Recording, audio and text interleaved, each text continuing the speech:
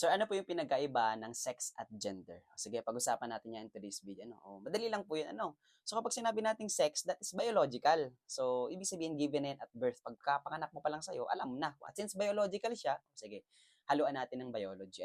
So yung sex mo, dalawa yan na determine. That is your genotype and then your phenotype. Pag-usapan natin yung genotype. Upon the word genotype means genes. So, ibig sabihin yung sex mo, dinedetermine by genes and chromosomes. Halimbawa, kapag yung chromosome mo is XX chromosomes, so ibig sabihin automatic female ka.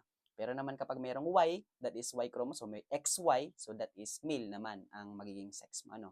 At syempre, yun yung genotype. Pag sinabi naman natin phenotype, phenotype means physical characteristic. Ito yung nakikita talaga natin. Kasi yung genotype, di mo naman nakikita yung chromosomes. Di mo naman nakikita yung genes. So, ang nakikita natin, yung physical appearance natin tinatawag na phenotype.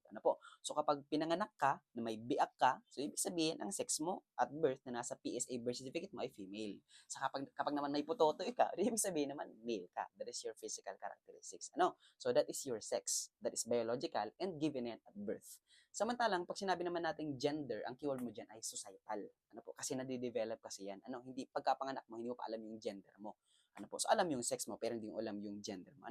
So kapag sinabing gender, societal siya. Kaya nga po, another keyword mo dyan ay societal role. Ibig sabihin, ano ba talaga yung ginagampanan mo sa syudad? Ano mga example nito? Kapag naman nanganak ka, naging ina ka, you become a woman. Kapag naman lalaki ka, man.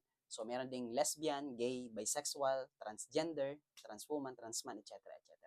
So yun lang po yung pinagkaiba ng sex at gender. Ulitin lang natin, kapag sinabi natin sex, that is given at birth. Pagkapanganak mo pa lang, determined na kung ano yung sex mo. Kasi biological siya. Phenotype and the genotype and then the phenotype. Samantalang kapag gender naman, that is your societal roles. Nade-develop kasi siya. Based kung paano mo nakikilala ang sarili mo.